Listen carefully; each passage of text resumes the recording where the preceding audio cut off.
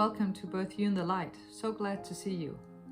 When I started this channel back in January, right after New Year's, it was dark. Already at around a little after 4 in the afternoon. Now it's not dark until at around 6 p.m. and it's light already at 7 a.m. This is something that most Danes right now embrace wholeheartedly. When you've been ensconced inside in the dark for months on end, it's a cause for celebration. Corona lockdown, of course, compounds the need for light and for many other things.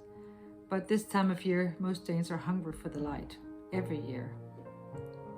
Right now, we have about 3 hours and 10 minutes more daylight compared to December 21st, when it was darkest. You can see it in people's behavior. You can sense it in their moods. Yesterday, when I was out cycling to the grocery store, there were just people milling about everywhere, talking, cycling, chatting. And it was a Sunday. The only things that were open were a couple of supermarkets. This is why I've always felt that February is a friendly month, a bright month. Apart from my youngest daughter celebrating her birthday in February, and this year it was a more quiet affair than usual, it's also the month in which the light increases the most. And of course, 3 out of 4 years, it's only 28 days, so it's soon over too, and we can officially move into spring. And right now, certainly there's a feel of spring in the air here in Denmark. This is all the more remarkable because only a week ago it was definitely winter. The shift in temperature too over the past week is nothing short of insane.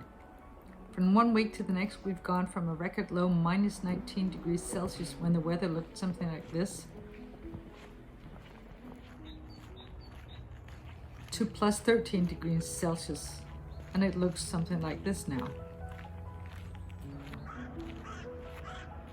My very first video I shot at around 4:15 in the afternoon, and it was pitch black out behind me. As you can see, it's 4 o'clock. Right now it's about 3:45, and as you can see, it's still light. I don't know about you, but the older I get, the more I find myself longing for the light, the more I find myself craving the onset of spring. Though admittedly, I really did love when we had snow just recently. That type of winter I do love. It's the soggy, gray, damp kind that I'm really not a huge fan of.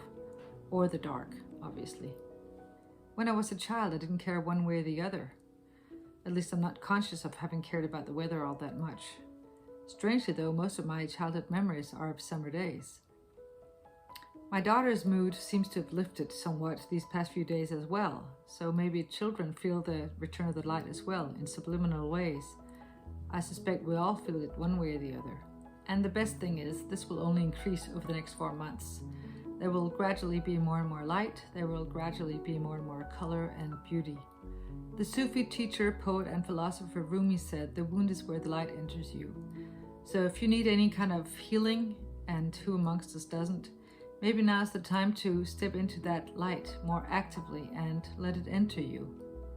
To extend Rumi's quote for the coming season, spring, let me also quote the American poet Rune Lazuli, who said, "I'm blooming from the wound where I once bled." I think that's just so beautiful. It's also a little sad, but it's ultimately positive. I choose to view the light as a call to compassion, for others, for ourselves. So let's leave the dark behind us for now and step into spring. It's just around the corner. Thank you so much for watching. Hope to see you next time.